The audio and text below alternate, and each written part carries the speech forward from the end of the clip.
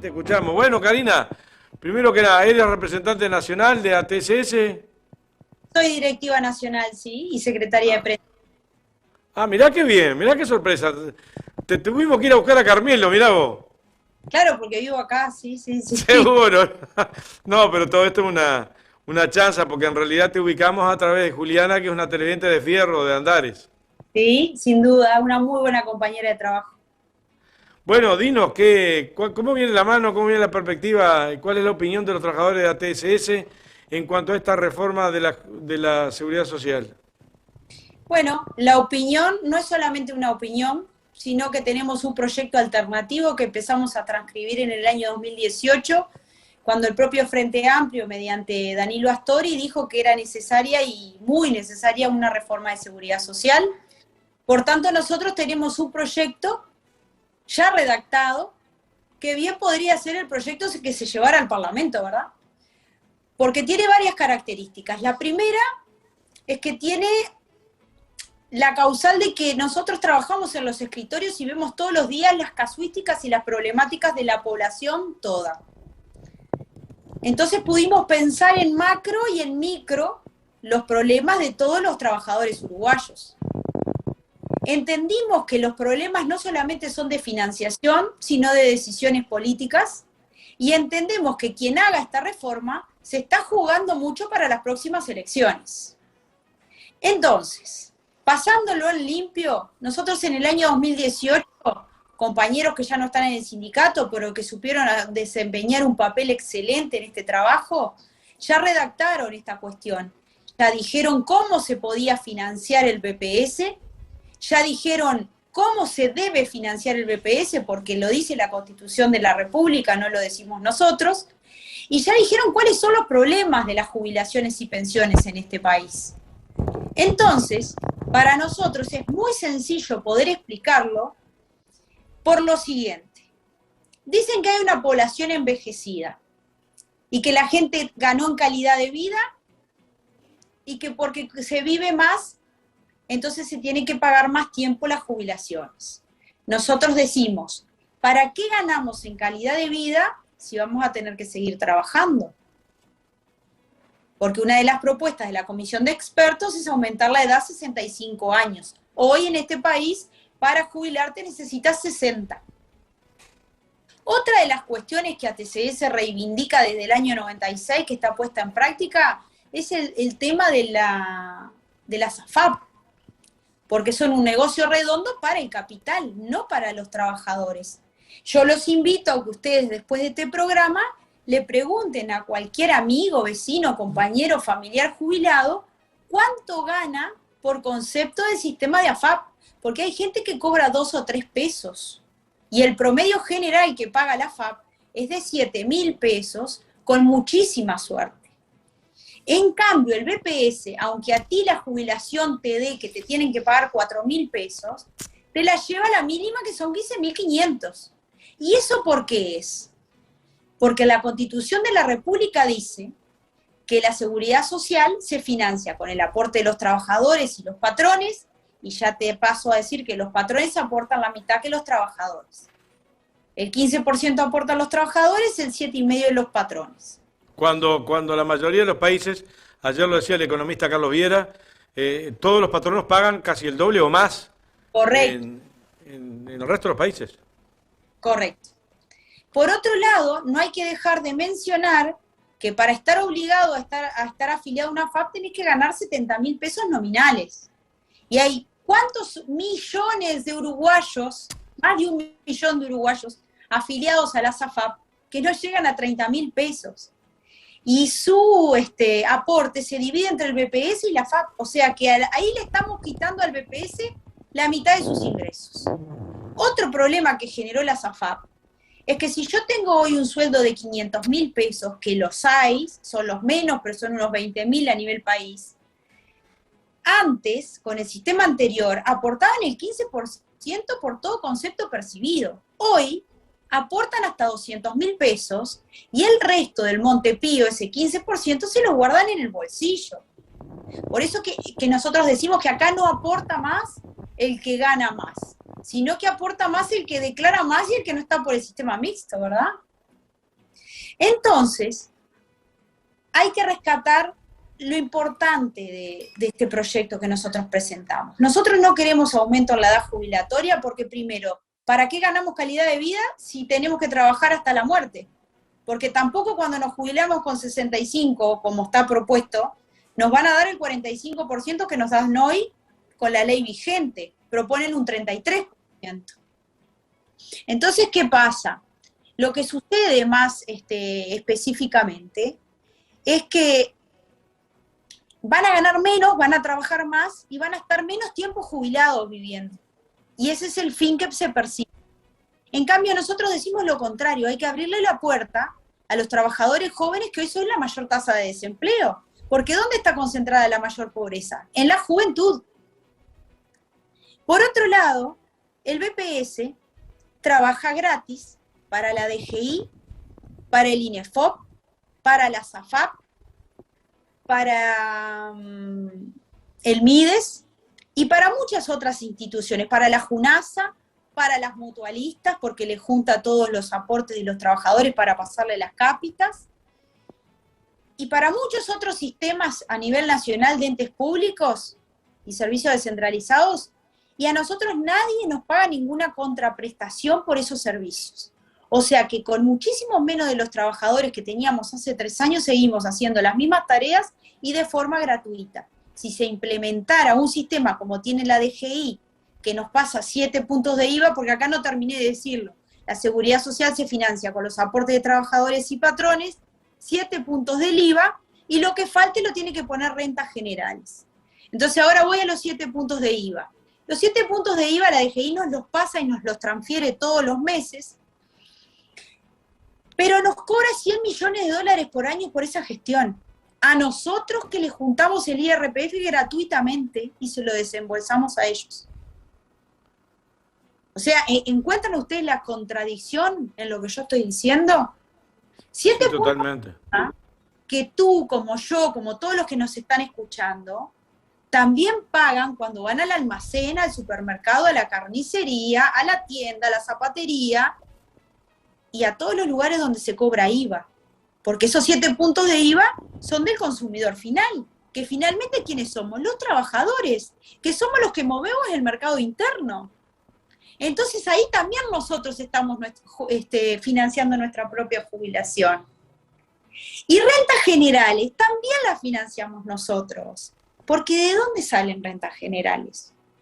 De la UTE, de la OCE, de Antel, de las empresas públicas, de los excedentes. Por eso cuando suben las tarifas, la gente dice tarifazo, y en realidad no tiene cabal conciencia de que ese dinero vuelve a los jubilados en forma de prestación, contributiva o no contributiva. O sea, mirá qué difícil que es explicarle a una persona que no tiene ni idea de lo que estamos hablando, porque ¿cuántas veces se jubila una persona en su vida? Una. ¿Y cuánto sabe al respecto de la materia? Se entera cuando está sentado frente al trabajador de BPS que le está diciendo, mirá, no te alcanzan los años, porque lamentablemente vos, María, tuviste 4 chiquilines y te dedicaste a cuidarlos, y como el que traía el pan a tu casa era tu esposo, que trabajaba afuera, y tú no tuviste suficientes oportunidades, tu historia laboral no está completa.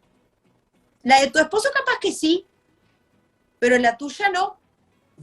Cuando en realidad tú estabas generando lo que todos dicen que falta, que es la natalidad, la tasa de natalidad. Dicen que hay muy poca gente joven y demasiados adultos mayores, y es por eso que se da ese sistema de frenos y contrapesos. Pero no es ese el problema.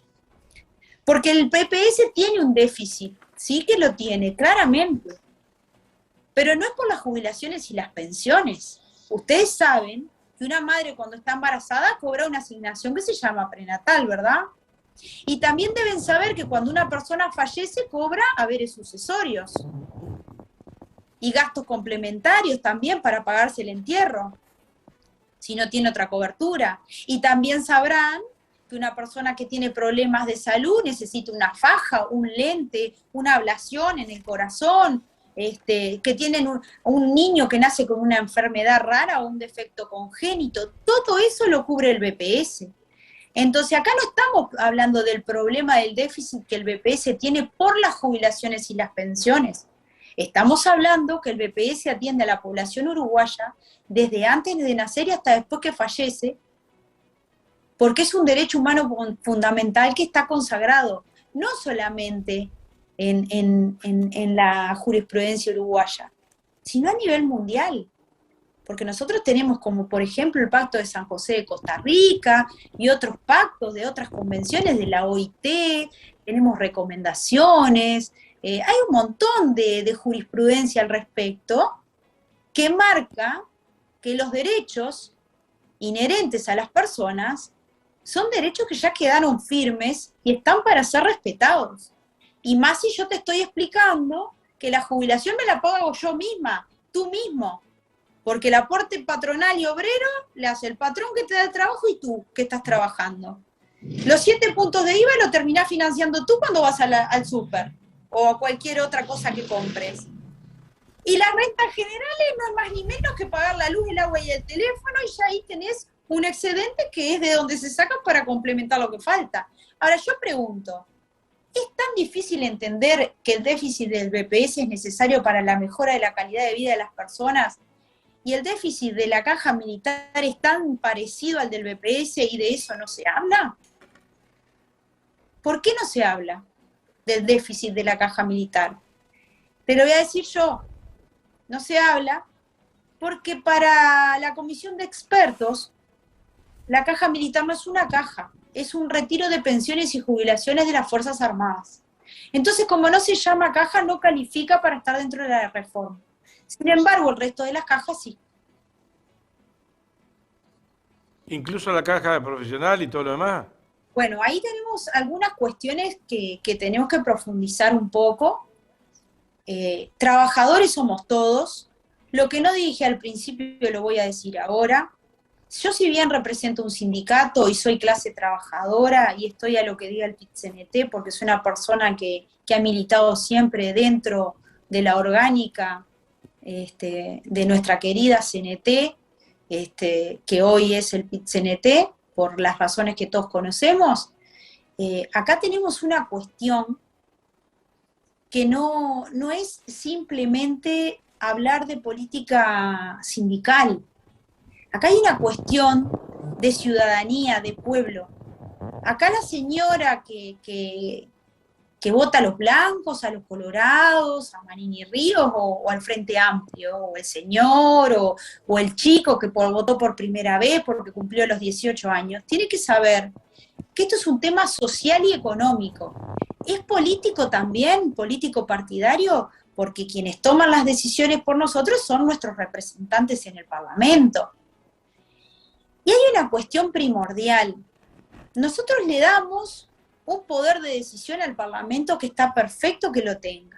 Ahora, el Parlamento tiene que respetar lo que opina la mayoría. Y la mayoría del pueblo uruguayo que ha sido encuestado ha dicho en principio que no quiere trabajar hasta los 65 años. Lo ha dicho claro y fuerte con un severo 70 y pico %.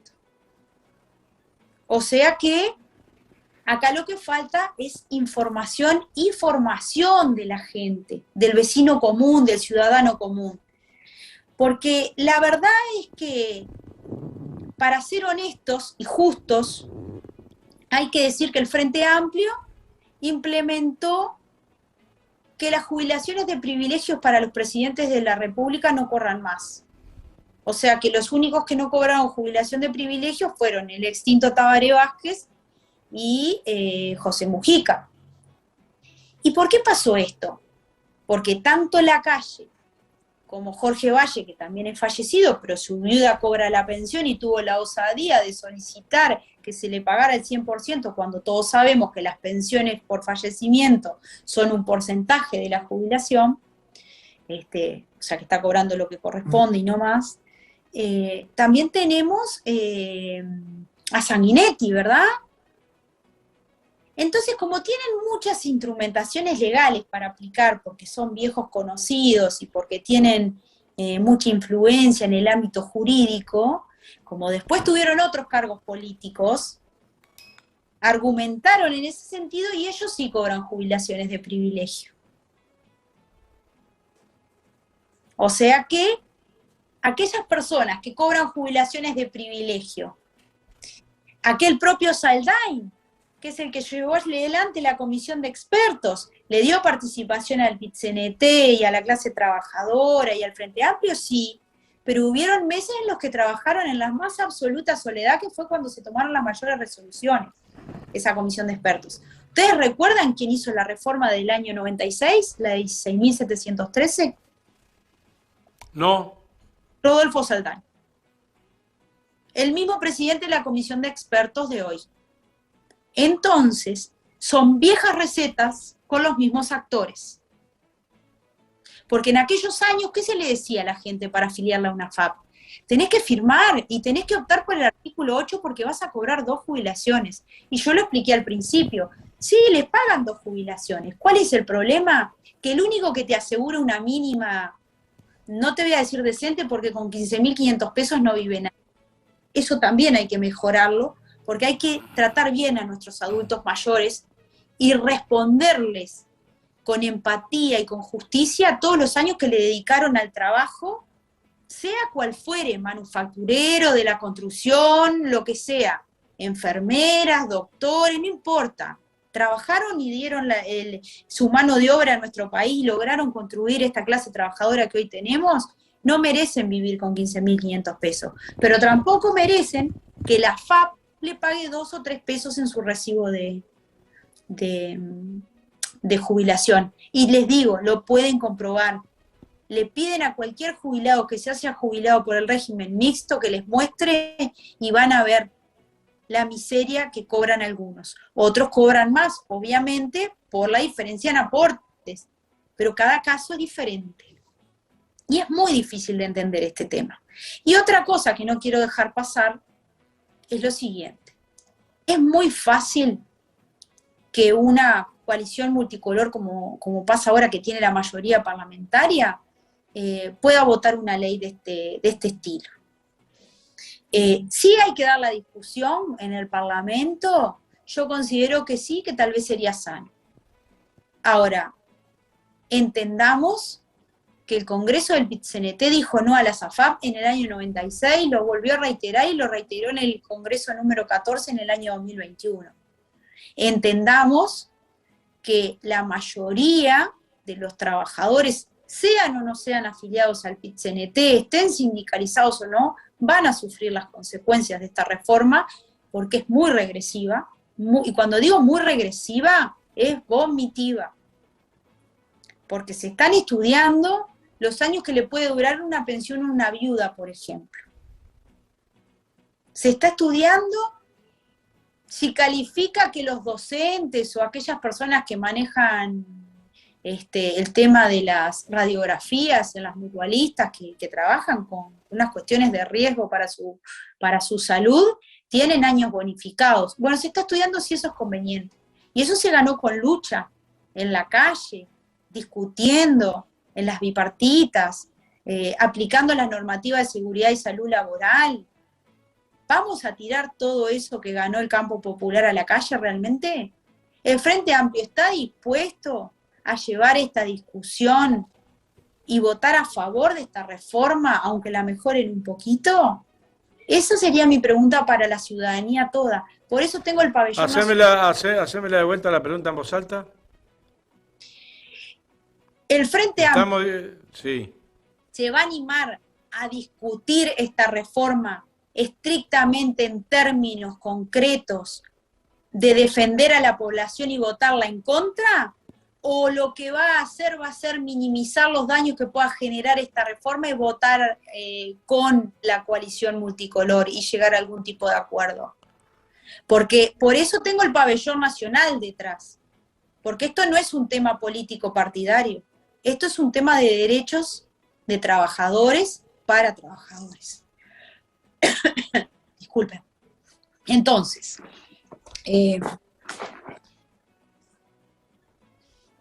voy a necesitar un poquito de agua. Yo te la puedo mandar de acá. Esta es Dios, tiene cositas, te la mandamos de acá, de la piedra. sabés que estaba leyendo una noticia de OCE antes de ayer y estaba muy preocupada porque hay nuevas tercerizaciones y otras cuestiones. Aquí la semana pasada entrevistamos al director de OCE en representación del Frente Amplio, Edgardo Ortuño, estuvo acá. Buscalo en Andares Radio TV que está. Lo busco, porque hay que entender eso también. La OCE, la UTE, Antel, colonización, que estuvo en tela de juicio el tema colonización estos días, justamente porque tenemos senadores, diputados que hacen uso y abuso de tierras de colonización y las propias personas que quieren ocupar no tienen dónde ir, porque no tenemos cartera de tierra, pues porque no hay presupuesto para colonización. Todo eso hace a la política social de este país. Entonces, ¿no tendremos que sentarnos a conversar como ciudadanos civilizados y ver qué es lo mejor para todos los trabajadores y no solamente para un sector? Porque el 1% más rico de este país en pandemia se forró los bolsillos, pero los trabajadores sufrieron las consecuencias cobrando seguros de paro, extensiones que nunca llegaban, meses enteros esperando cobrar algún pesito porque los decretos se retrasaban, y es porque el BPS no daba abasto procesando toda la cantidad de seguros de paro, que me animaría a decir que en muchos casos no eran tales, y las empresas, sobre todo las grandes, en algún sentido pudieron haberse aprovechado eso. Sería bueno que el BPS aplicara algún tipo de fiscalización después de la pandemia, porque ya no estamos más en emergencia sanitaria, ¿verdad? Así que se puede volver a la normalidad. Hay que volver a fiscalizar, hay que ponerle músculo al BPS. Y lejos de eso lo que estamos haciendo es recortar puestos de trabajo. Porque antes con el Frente Amplio teníamos el 3x2. La coalición multicolor, claramente desde la órbita de OPP, nos marcó un 3x1. Pero yo te puedo asegurar que es un 3x0. No ha entrado nadie al BPS, salvo 70 y algunas personas que entraron en el interior porque realmente se dieron cuenta que si no ponían gente, se hundía el barco. El BPS fue el organismo que más trabajó en la pandemia. No cerró jamás sus puertas. Y tuvimos que cambiar las modalidades de trabajo 1 millón de veces, porque eran decretos sobre decretos sobre decreto y había que interpretarlo, ponerlo en práctica, explicárselo a la gente y que nuestro personal informático, que también lo tenemos, tuviera que trabajar noche y día para adaptar los sistemas para poder liquidarle esos subsidios de desempleo y enfermedad a aquellos trabajadores que habían sido suspendidos o despedidos de sus trabajos. Como que también eso fue una excusa para eliminar puestos de trabajo, ¿verdad? Y eso nadie lo ve. Nadie entiende que la herramienta sindical es el mecanismo por el que tenemos que luchar todos para poder llegar a las verdaderas conquistas, a la justicia real, a lo que nos merecemos los trabajadores, que es un sistema de seguridad social integral, estatal, público, y eliminar el lucro. Las AFAP le pagan a sus gerentes 1 millón de pesos de sueldo. Dígame usted a ver si puede en toda su vida cuánto tiempo le lleva cobrar 1 millón de pesos. O que cualquier televidente que lo esté mirando ahora lo diga. Son casos muy excepcionales. Y si vamos al Parlamento, tenemos matrimonios de ministros y senadores que les ingresa el sueldo de ministro, el sueldo de senador, además tiene un retiro de la caja de las Fuerzas Armadas, y en esa casa entra 1,5 millones de pesos, pero así, abuelo de pájaro, ¿verdad? ¿Sabe cuántas jubilaciones mínimas se pagan con esos 3 ingresos en una sola casa donde están 2 personas? 10.000. ¿10.000? 10.000. Hay mucha tela para cortar, ¿verdad? Yo veo como que lo tengo muy abarrotado de información. Tal vez No, al contrario. Ya estamos casi en la media hora y yo no pude hacer una pregunta. No me interesó hacer la pregunta. Al contrario, lo que me interesó fue informarme de primera línea y haber encontrado este hallazgo, que felicito a Juliana, que nos conectó para que escuchar esta brillante exposición. La vas a escuchar a los televidentes ahí. Muy buena, yo te felicito, felicito al gremio en general, porque el gremio en general fue el colectivo el que hizo Sí, correcto. ese proyecto alternativo, que le habrá metido cabeza, Te lo voy a no hacer llegar. tan... Bueno, esa es la idea, que nos haga llegar vía mail o vía WhatsApp el enlace, Sí, sí, no, para poder, y si es público, poderlo colgar en nuestras redes. no solo es público, se lo presentamos a la comisión de expertos en sus primeros días de trabajo en el mes de enero del 2020. Bueno, queremos verlo. Perfecto. Incluso le comento algo más. Con el equipo de representación de los trabajadores que usted mencionaba hace un rato, hicimos un acuerdo de parte en donde ellos se comprometieron a respetar nuestro proyecto y a llevar adelante la consigna. No al aumento de la edad, no a la SAFAP y no a la baja de la tasa de reemplazo. La tasa de reemplazo era lo que yo le decía hoy, que le hablaba en porcentajes, es Sí. lo que dan cuando se jubila, que hoy por hoy es bajo. Eso habría que mejorarlo incluso. Por eso el proyecto nuestro es tan integral, porque aborda todos los aspectos sociológicos, demográficos, económicos, da soluciones a los problemas económicos. ¿Cuál es el problema real? Que acá, para solucionar el problema de los trabajadores más pobres, hay que tocar a los grandes capitales. Porque para nosotros un almacenero que tiene una pequeña empresa o un rural que tiene 50 hectáreas es tan trabajador como nosotros, forma parte de nuestra clase trabajadora. Nosotros, cuando nos referimos a los impuestos, hay que decir que los trabajadores pagan 7 veces más IRPF que las empresas. Ese es un dato que no lo sabe nadie tampoco. A ver, repetilo. Los trabajadores en su conjunto pagan 7 veces más en efectivo, Sí. que las empresas por el impuesto de IRPF que ellos tienen al Estado. O sea, que se recauda más por la parte obrera que por la parte de los empresarios. Pero no de los empresarios chiquitos. Estamos hablando de que si pagan IRPF es porque tienen considerables ingresos. Y me imagino que usted también sabrá que en estos últimos meses las exportaciones de soja fueron brillantes, los precios de venta están por las nubes, muchos empresarios que exportan han tenido ganancias excepcionales, y eso le pasó a la clase trabajadora. ¿A usted le aumentaron el sueldo como a mí? No, nos aumentaron por debajo de la inflación. ¿Y qué sucede cuando a un trabajador le aumentan menos? Las jubilaciones aumentan menos, porque el aumento de jubilaciones está atado con el aumento de salarios. Por eso es un problema que el aumento de los sueldos no sea coherente con lo que aumenta la inflación, porque además seguimos tratando a nuestros adultos mayores como si fuesen material de descarte, cuando en realidad deberíamos honrarles por haber construido este país con sus manos, porque hoy la tecnología nos ha simplificado mucho el trabajo. Sin embargo, antes tenían que dejar el cuero trabajando al rayo del sol en el campo, porque hoy tenemos cosechadoras hasta con aire acondicionado, ¿o es mentira? No. Y hasta tractores, yo me crié peón de quinta y hasta tractores, hay una tecnología de punta.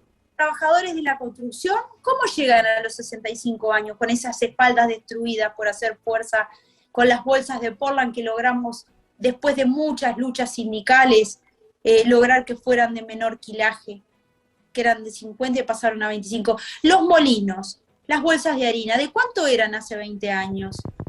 De 50, ¿verdad? Todo eso son conflictos sociales. ¿Y lo vamos a tirar a la calle realmente?